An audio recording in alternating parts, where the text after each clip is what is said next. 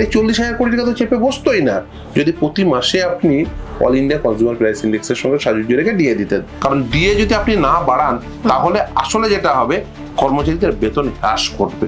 এটা একটি সাংবিধানিক অধিকার।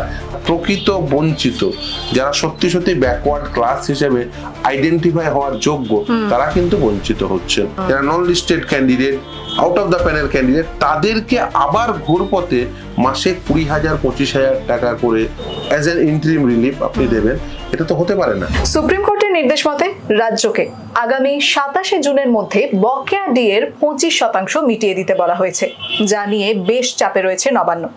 এদিকে আবার ওবিসি মামলা নিয়ে রাজ্যের করা বিজ্ঞপ্তিতে স্থগিতাদেশ জারি করেছে কলকাতা হাইকোর্ট। তার পাশাপাশি 20 জুন অর্থাৎ আজ মুখ্যমন্ত্রী মমতা বন্দ্যোপাধ্যায়ের ঘোষণা করা গ্রুপ সি এবং গ্রুপ ডির কর্মীদেরকে যে মাসিক ভাতা দেওয়ার বিজ্ঞপ্তি জারি করা হয়েছিল তাতেও অন্তর্বর্তী স্থগিতাদেশ জারি করা হয়েছে কলকাতা হাইকোর্টের পক্ষ থেকেই। আজ এই বিষয়গুলো নিয়েই কথা বলবো এমন একজন ব্যক্তির সঙ্গে যিনি প্রতিটি মামলায় রাজ্য সরকারকে রীতিমতো চাপে ফেলেছে। আজ আমরা কথা বলবো বিশিষ্ট আইনজীবী ফিরদৌস শামীমের সঙ্গে। শামীম বাবু, সবার আগে আপনাকে দ্য ওয়ালে স্বাগত। নমস্কার আপনার প্রতিটি দর্শক। তো শামীম বাবু, ডিএর মামলাটা দিয়ে শুরু করব আজকের এই আলোচনা। দেখুন, 6 সপ্তাহের মধ্যে বকেয়া ডিএ মিটিয়ে দিতে বলেছেন, এখনো কিছুটা সময় আছে, আর 1 সপ্তাহ বলতে পারেন। কিন্তু রাজ্য সরকারি কর্মচারীরা confederation of state government employees তারা মূলত মামলা করেন, তারাই মূল মামলাকারী। তাদের পক্ষ থেকে মলয় মুখোপাধ্যায়রা মামলা করেন। তো মামলাকারীরা 6 বার মামলা জিতে, আমরা 6 বার মামলা জিতেছি। সেই আমার মনে পড়ে যাচ্ছে 2018 সালের কথা। 2018 সাল, 19 সাল, 20 সাল, 21, 22, 23, 24 পেরিয়ে আজকে 25 সাল, 6 বার হেরেছে রাজ্য সরকার। দেখুন, রোপা রুল 2009, এটা যদি কেউ পড়েন তার কাছে পরিষ্কার হয়ে যাবে ডিএ কিভাবে দিতে হবে। ডিএ দিতে হবে অল ইন্ডিয়া কনজিউমার প্রাইস ইন্ডেক্সের সঙ্গে সাজুজ্য রেখে, এটা রোপা রুলসে লেখা আছে। এখন আপনি এটাকে প্রলম্বিত করতে চাইছেন, ডিএ সরকারি কর্মচারীদের এই ডিএ পাওয়ার যে অধিকারটিকে সেটিকে বিলম্বিত করতে চাইছেন। তার ফলে কি হচ্ছে, এই যে বলছেন আদালতের সামনে গিয়ে যে 40,000 কোটি টাকা আমার উপরে চেপে বসবে, এই 40,000 কোটি টাকা তো চেপে বসতোই না যদি প্রতি মাসে আপনি অল ইন্ডিয়া কনজিউমার প্রাইস ইন্ডেক্সের সঙ্গে সাজুজ্য রেখে ডিএ দিতেন রাজ্য সরকারি কর্মচারীদের। তাদের আদালতে আসতে হলো, confederation of state government employees মামলা করলো, তাদের হয়ে আমি মামলা করলাম। মামলা করে আমরা বারবার প্রতিষ্ঠা করলাম আদালতের দ্বারে ডিএ দিতে হবে এআইসিপিআই অনুযায়ী, এবং যেহেতু কেন্দ্রের সরকার এআইসিপিআই মেনে তারা তাদের কর্মচারীদের ডিএ দেন, তাই এই রাজ্যের কর্মচারীদেরও ওই হারেই পাওয়া উচিত। তাহলে এই যে লিঙ্কেজটা কি এআইসিপিআই, এটা খুব সহজেই হিসাব করা যায় ডিএ সেটা কিভাবে এআইসিপিআই এর সঙ্গে সাজুজ্যতা রেখে দিতে হবে। কারণ 1982 কে বেস ইয়ার ধরে এই ডিএ দিতে হবে, এবং একটি অত্যন্ত সহজ ক্যালকুলেশন। এতদূর সত্ত্বেও রাজ্য সরকার দিচ্ছেন না। কেন দিচ্ছেন না? তার কারণ বিভিন্ন সময় বলা হচ্ছে যে তাদের কাছে নাকি উপযুক্ত পরিমাণ অর্থ নেই। এই অর্থ নেই এইটা বলাটা হচ্ছে একেবারে অর্বাচীনের মতো বলা। কেন বলা? তার কারণ যখন রাজ্যের বাজেট তৈরি হয়, সেই বাজেটটি মূলত তাদের তৈরি করতে হয় স্থায়ী খরচ এবং অস্থায়ী খরচকে মাথায় রেখে। প্রথমে স্থায়ী খরচ কোনগুলো? যেমন বেতন, কর্মচারীদের বেতন। তাহলে কত সংখ্যক কর্মচারী আছে সেটা তারা জানেন। তাহলে কর্মচারীদের বেতন কি হবে সেটাও তারা জানেন। কর্মচারীদের বেতনে তো বিভিন্ন কম্পোনেন্ট থাকে, যেমন ধরুন বেসিক স্যালারি, এইচআরএ, কেউ এনপিএ পান, যেমন চিকিৎসকরা এনপিএ পান। সেরকম একটি মানে অত্যন্ত গুরুত্বপূর্ণ কম্পোনেন্ট হচ্ছে ডিএ। মানে ডিএ কারণ হচ্ছে প্রতি মাসে তো আর আপনি নতুন নতুন করে পে কমিশন বসাবেন তা তো হয় না। সেই জন্য একবার পে কমিশন বসার পরে সেই পে কমিশন রেকমেন্ড করে যে বাজারে তো মূল্যবৃদ্ধি ঘটছে, তাহলে মূল্যবৃদ্ধির সঙ্গে সাজুজ্য রেখে যাতে বেতন বৃদ্ধি ঘটে সেই জন্যই ডিএ অবতারণা। কারণ ডিএ যদি আপনি না বাড়ান তাহলে আসলে যেটা হবে কর্মচারীদের বেতন হ্রাস করবে। কারণ বাজারে মূল্যবৃদ্ধি হচ্ছে, সেই মূল্যবৃদ্ধির সঙ্গে সাজুজ্য রেখে বেতন বৃদ্ধি না হলে তাহলে অ্যাকচুয়ালি তো বেতন হ্রাস ঘটবে। সেটাকে আটকানোর জন্যই বেসিক্যালি এই ডিএ এই কনসেপ্টটির অবতারণা এবং এই কম্পোনেন্টটি সেই জন্যই থাকে, এবং DA all India consumer price ইন্ডেক্সের সঙ্গে সাজুজ্য রেখে দিতে হবে বলে রূপারের উল্লেখ আছে। আমরা আদালতে প্রতিষ্ঠা করতে পেরেছি যে এটা একটি সাংবিধানিক অধিকার, তার কারণ এই রূপারুল 2009 আর্টিকেল 309 অনুসারে সেটি তৈরি, এবং এটি হচ্ছে কর্মচারীদের ন্যায়সঙ্গত আইনসঙ্গত একটি অধিকার, সেটি রাজ্য সরকার তাদের দিতে বাধ্য। যদি না দেন তাহলে সেটা তাদের অধিকার হরণ হয়। আদালতের কাছে আমরা এসেছিলাম সেই অধিকার যাতে প্রতিষ্ঠা পায়, এবং সেটা আদালতের দ্বারে 6 বার প্রতিষ্ঠা পেয়েছে। এরপরে না দেওয়ার কোনো প্রকার কারণ নেই। যদি না দেন 27 তারিখ পেরিয়ে গেলে তার পরের দিন যে আইনগত ব্যবস্থা সেটি নেওয়া হবে, এবং এটি একটি কন্টেম্পচুয়াস অ্যাক্ট হবে যদি রাজ্য সরকার সেটি না দেন। অর্থাৎ আপনি বলছেন এটা কোর্ট অফ কন্টেম্পট হবে? অবভিয়াসলি, তার কারণ যদি আদালতের নির্দেশ না মানেন সেটাই হয় ভারতবর্ষের আইনটাই, হলে সেক্ষেত্রে এটা একটি আদালত অবমাননাকারী পদক্ষেপ হবে যদি আদালতের এই নির্দেশকে না মানেন। আর শুধু তাই নয়, আদালতের এই নির্দেশ না মানলে আদালতের কাছে আরো বেশি বিড়ম্বনায় পড়বে রাজ্য সরকার। এ নিয়ে আমার মনে কোনো সন্দেহ নেই। তো আপনি কথার মাঝখানে যখন বললেন যে রাজ্য সরকার যেমনটা বলেছিল যে তাদের কাছে পর্যাপ্ত পরিমাণে অর্থ নেই, তো সেই ক্ষেত্রে 1 মাসের মধ্যে 2 বার রাজ্য সরকার কিন্তু ঋণ নিয়ে ফেলেছে মোট 4000 কোটি টাকা। তো সেটা পুরোটাই কি এই দিয়ে দেওয়ার জন্যই? আপনি কি মনে করেন? দেখুন, সেটা রাজ্য সরকার বলতে পারবে, কারণ রাজ্য সরকার সেটি পরিচালনা করেন তার রাজ্য। রাজ্য সরকার বলতে পারবেন কেন ঋণ নিয়েছে, কিসের জন্য ঋণ নিয়েছে। এখনো পর্যন্ত আজকের দিন পর্যন্ত কিন্তু কোনো প্রকার বিজ্ঞপ্তি হয়নি। অর্থাৎ রাজ্য সরকার তার অবস্থান পরিষ্কার করেন, যেটা 4 সপ্তাহের মধ্যে করার কথা ছিল। একদম। দেখুন, আমি বলি যে 6 সপ্তাহের মধ্যে 25% এরিয়ার দিয়ে এটা দিতে বলেছেন। আপনি ভাবতে পারেন যে শেষতম দিনেও দিতে পারে, আপনিও আশায় থাকতে পারেন, আমিও আশায় থাকতে পারি, রাজ্য সরকারি কর্মচারীরা আশায় আছে। আমরা আশা করব যে তারা সুপ্রিম কোর্টের নির্দেশ মোতাবেক সেটা মিটিয়ে দেবেন। যদি না মেটান সেটা কিন্তু আদালত অবমাননাকারী পদক্ষেপ হবে। একদমই। তবে শামীম বাবু, আরেকটা বিষয় হচ্ছে সুপ্রিম কোর্ট যেমন বলেছে যে বকেয়া ডিএর 25% হারে সেটা মিটিয়ে দিতে হবে, তো রাজ্য সরকার যদি এই 25% না দিয়ে তার থেকে কম দেয় তাহলে সেটা কি কোর্ট অফ কন্টেম্পট হবে? অবভিয়াসলি। আদালতের নির্দেশ মানে আদালতের নির্দেশ ইন টোটো আপনাকে পালন করতে হয়। আপনি বলতে পারেন না যে আমার আদালত 25% দিয়েছে মানে আমার ইচ্ছা হলো আমি তার থেকে কম দিয়ে দিলাম, সেটা আপনি কখনোই পারেন না। যারা মামলাকারী রয়েছেন তারা যদি দেখেন যে তারা আদালতের নির্দেশ পালন হচ্ছে না, সেই মোতাবেক তারা দিয়ে পেলেন না, তারা অবভিয়াসলি কন্টেম্পট করবেন, সেটাই স্বাভাবিক নিয়ম। একদমই। তবে শামীম বাবু, আপনি কথার মাঝখানে বলেছিলেন যে রাজ্য সরকার এই মামলাগুলোতে বারবার কিন্তু হেরে যাচ্ছে, তো সেক্ষেত্রে তাদের উপরে মানে এক কথায় বলতে গেলে নবান্নের উপরে কিন্তু যথেষ্ট চাপ রয়েছে।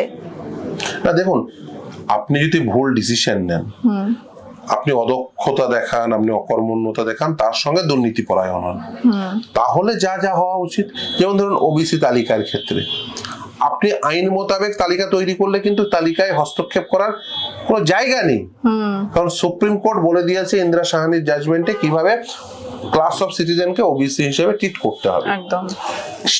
এই রাজ্যে সেই মোতাবেক ইন্দিরা সাহানির জাজমেন্টের পরে সেই মোতাবেক আইন তৈরি হয়েছে, এবং সেই আইন মোতাবেক কিন্তু 66টা শ্রেণী কিন্তু ওবিসি হিসেবে তালিকাভুক্ত। আদালত বলেছে ওগুলো ভ্যালিড, তাহলে আদালত কেন ওইগুলো ভ্যালিড বললো?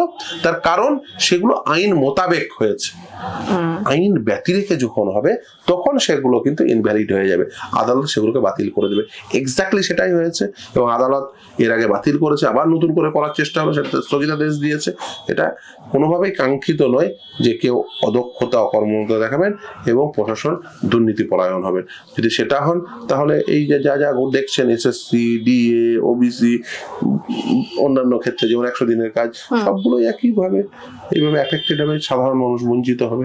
এই ওবিসি সংক্রান্ত মামলায় রাজ্যের যে বিজ্ঞপ্তি ছিল সেটাতেও তো কলকাতা হাইকোর্ট স্থগিতাদেশ জারি করেছে, সেই বিষয়টা নিয়ে আপনি কি বলবেন? দেখুন, ওবিসি নিয়ে আমার খুব স্পষ্ট বক্তব্য হচ্ছে 1993 সালের এই রাজ্যে ওবিসি সংক্রান্ত যে আইন এবং ইন্দিরা সাহানির যে জাজমেন্ট, সেই মোতাবেক যদি কোনো ক্লাস অফ সিটিজেনকে আইডেন্টিফাই করে তাকে ওবিসি হিসেবে ট্রিট করানো হয় তাহলে কিন্তু কোনো প্রকার প্রতিবন্ধকতা হওয়ার কথা নয়। তাহলে এই বারবার প্রতিবন্ধকতা তৈরি হচ্ছে কেন? তার কারণ এরা কিন্তু যোগ্য ওবিসি হওয়ার, কিন্তু তারপরেও তারা ওবিসি হতে পারছেন না শুধুমাত্র প্রসিডিউরাল কারণে। তার কারণ রাজ্যের যে commission, backward commission as well as রাজ্য, তারা আইনসঙ্গতার সঙ্গে এই নোটিফিকেশন করা, বিধানসভায় পাশ করাতে হবে কিনা, ইন্দিরা সাহানির জাজমেন্ট মেনে এই পুরো সিটিজেনের অর্থাৎ সমগ্র নাগরিকদের মধ্যে জনশুনানি করে, প্রপার অ্যাডভার্টাইজ করে, সকলের সুযোগ দিয়ে, সকলের মধ্য থেকে এই তথ্য তুলে নিয়ে এসে ক্লাস অফ সিটিজেনকে আইডেন্টিফাই করানো, এই পদ্ধতিটা যদি সঠিকভাবে হয় তাহলে কোনো আদালত কখনোই ইন্টারভিউ করতে পারেন না। তাহলে বারবার ইন্টারভিউ করছেন কেন? এর আগে তাই ঘটলো, আবার তাই ঘটলো, এর আগেবার বাতিল হলো, এখন আবার অন্তর্বর্তীকালীন আদেশ হলো। তাহলে প্রসেসটা বারবার ভুল করে তারা আসলে যেটা প্রমাণ করছেন তাদের অদক্ষতা, অকর্মণ্যতাকে। এই অদক্ষতা এবং অকর্মণ্যতার জন্য যারা প্রকৃত বঞ্চিত, যারা সত্যি সত্যি ব্যাকওয়ার্ড ক্লাস হিসেবে আইডেন্টিফাই হওয়ার যোগ্য, তারা কিন্তু বঞ্চিত হচ্ছেন। তারা শুধুমাত্র প্রসিডিউরাল কজে তাদের রাইট গুলো বঞ্চিত। শুধু তাই না, দেখুন তাদের বাড়ির ছেলে মেয়েরা, ধরুন একজন ওবিসি হিসেবে ট্রিটেড হওয়া উচিত, তাদের বাড়ির ছেলেটা কলেজে ভর্তি হতে পারছে না ওবিসি হিসেবে। ধরুন তিনি যদি ওবিসি সার্টিফিকেটটা তার ভ্যালিড ওবিসি সার্টিফিকেট থাকতো, তিনি হয়তো চিকিৎসক হতে পারতেন, কিন্তু হতে পারছেন না। শুধু তাই নয়, বিভিন্ন চাকরির পরীক্ষায় সেই সুবিধা পাচ্ছেন না, অথচ কিন্তু তিনি ওবিসি হওয়ার যোগ্য, কিন্তু ওবিসি হচ্ছেন না কেন? তার কারণ প্রসিডিউরাল ল্যাচেস থাকছে on the part of article 12 authority.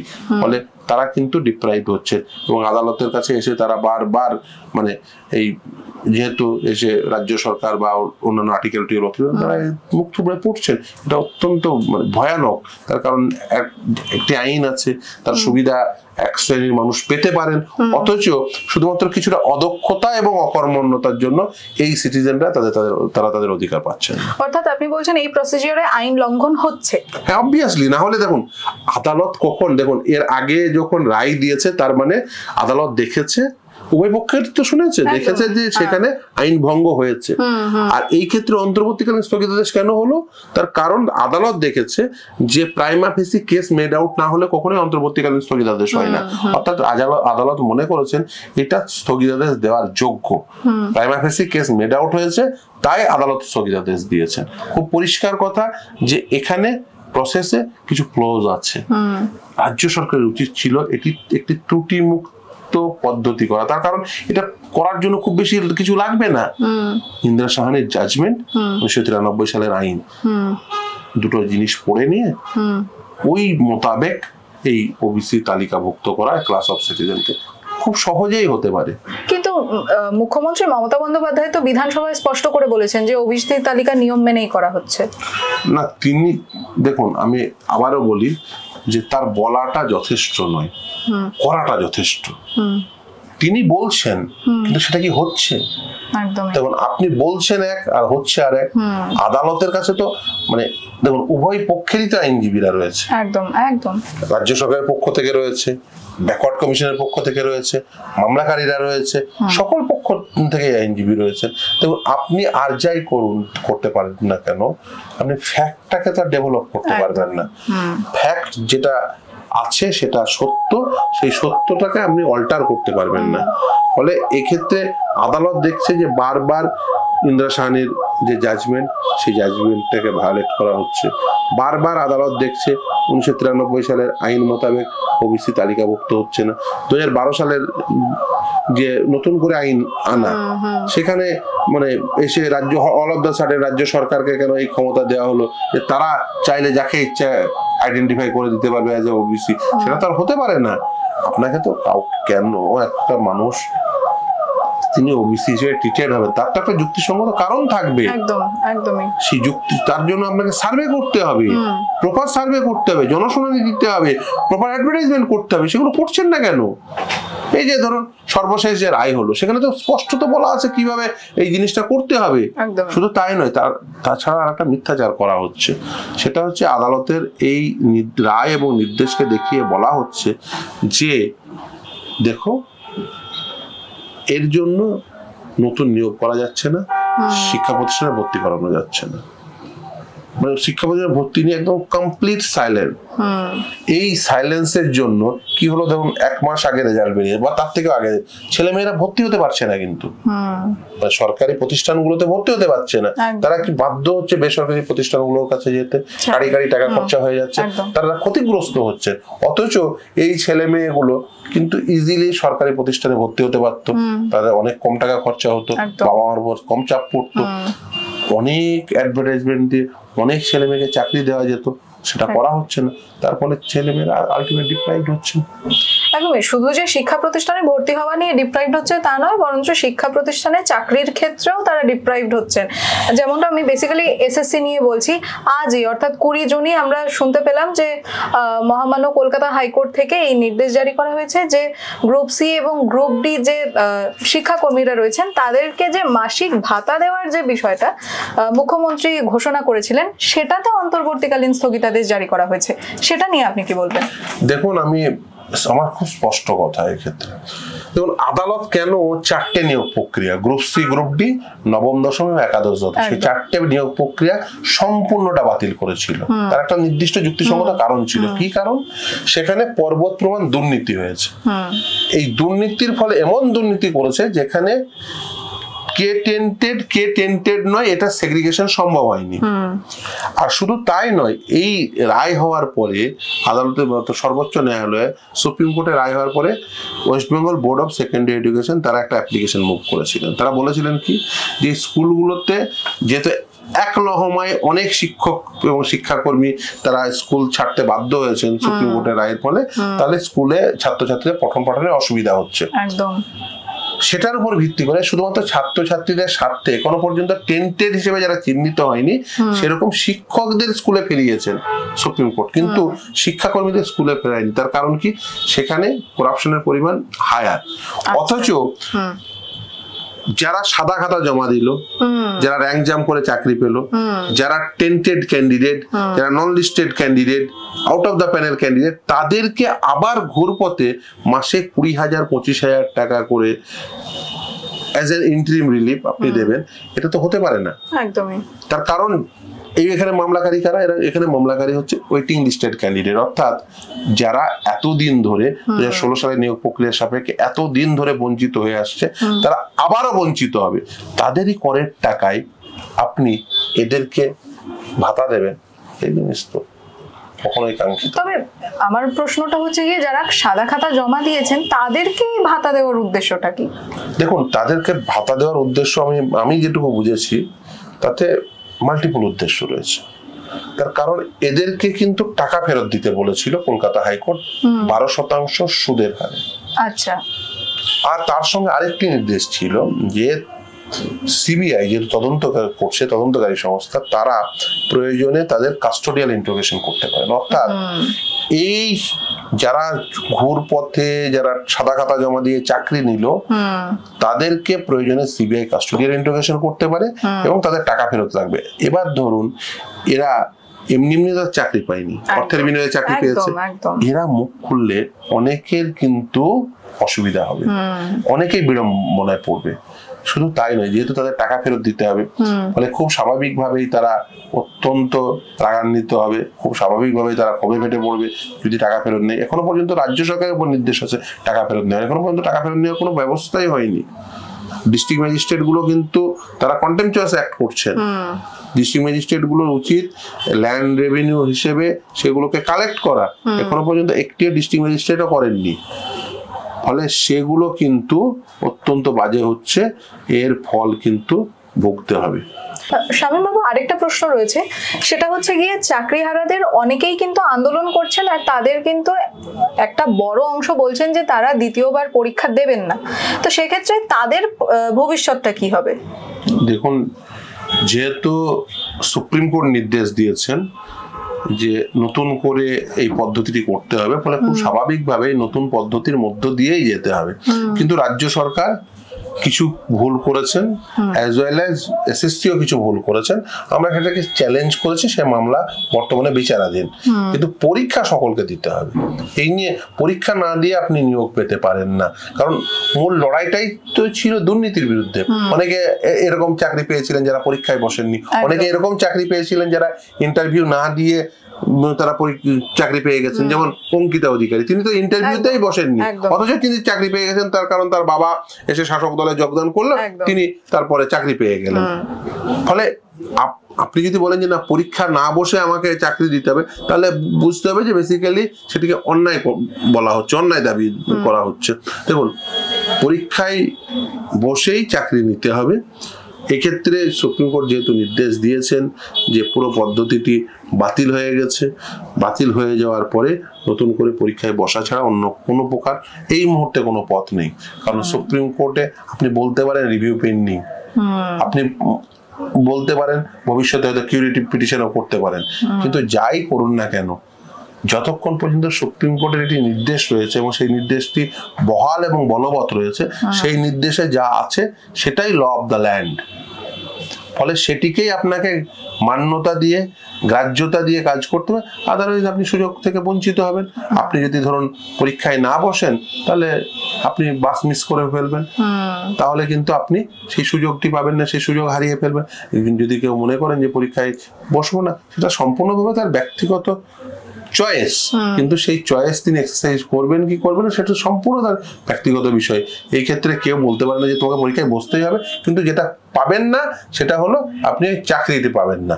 তবে এই যে আজই আমরা দেখলাম শুভেন্দু অধিকারী তিনি কিন্তু একটা মন্তব্য করেছেন, সেটা হচ্ছে গিয়ে মুখ্যমন্ত্রী একাধিকবার আদালত অবমাননা করেছেন এবং এখনো করছেন। তো সেই ক্ষেত্রে আমার প্রশ্নটা হচ্ছে, যখনই কোনো নির্দেশিকা জারি করা হয় বা সেটা পাশ করা হয়, সেটা তো মুখ্যমন্ত্রীর নির্দেশেই করা হয়। তিনি যদি হ্যাঁ বলেন তাহলে হ্যাঁ, যদি তিনি না বলেন তাহলে না। শুভেন্দু অধিকারী যেটা বলছেন যে এই সমস্ত দুর্নীতির পর্দা যদি ফাঁসও হয়ে যায় পুরোপুরি, মুখ্যমন্ত্রীর গায়ে আঁচও লাগবে না, অর্থাৎ মুখ্যমন্ত্রী কিন্তু সাজাপ্রাপ্ত হবেন না। এই বিষয়টা কতটা সত্যি? দেখুন, মামলাতে আর মুখ্যমন্ত্রী তো পার্টি নন, কিন্তু মামলাতে পার্টি হচ্ছেন যারা দপ্তরের সচিব, একদমই যারা এই বিভিন্ন পদে আছেন, বিশেষ করে এসএসসি চেয়ারম্যান, বোর্ডের প্রেসিডেন্ট, তারা হচ্ছে মামলার পার্টি। মুখ্যমন্ত্রী সরাসরি সংসর্বতা না থাকলেও, যেমন ধরুন অঙ্কিতা অধিকারী চাকরি দেওয়ার ক্ষেত্রে তার যে ভূমিকা সেটা থাকতেই পারে, এইটা তদন্ত করবে তদন্তকারী সংস্থা। আচ্ছা, তারা তদন্ত করে দেখবে যে সত্যি সত্যি মমতা বন্দ্যোপাধ্যায় সহ অন্যান্য নেতা নেত্রী যারা আছেন তাদের ইনভলভমেন্ট আছে কি নেই। অলরেডি পার্থ চট্টোপাধ্যায় ক্যাবিনেট মন্ত্রী ছিলেন, তিনি জেলে আছেন, ফলে সেই তার সঙ্গে তার কি রিলেশন ছিল, আদৌ ছিল কিনা, এগুলো সমস্ত কিছু সিবিআই দেখবেন। কিন্তু মামলার ক্ষেত্রে কারা কারা পার্টি ছিলেন, যারা পার্টি টু দ্য প্রসিডিং ছিলেন, তারাই কন্টেম্পটের জন্য লায়াবল হবেন। যদি যে দপ্তরের ধরুন উপর নির্দেশ বা যে আধিকারিকের নির্দেশ তিনি পালন করছেন না, তাহলে তিনি কন্টেম্পটের মুখে পড়বেন, তার বিড়ম্বনা বাড়বে। একদমই। শামীম বাবু, আপনার সঙ্গে কথা বলে সত্যিই খুব ভালো লাগলো। অসংখ্য ধন্যবাদ আপনাকে এতটা সময় আমাদেরকে দেওয়ার জন্য, বিশেষ করে দ্য ওয়ালকে দেওয়ার জন্য। তাহলে আজ আমরা একদিকে যেমন ডিএ নিয়ে কথা বললাম, অন্যদিকে এসএসসি নিয়ে কথা বললাম, আর তার পাশাপাশি ওবিসি নিয়েও কথা বললাম। আর এই ধরনের আরো বহু বিষয় রয়েছে যেগুলো আলোচ্য বিষয়। সেই সমস্ত কিছু নিয়ে জানতে হলে চোখ রাখুন দ্য ওয়ালের ফেসবুক এবং ইউটিউব পেজে। ক্যামেরায় সৌম্যদীপের সঙ্গে আমি দিশা, দ্য ওয়াল।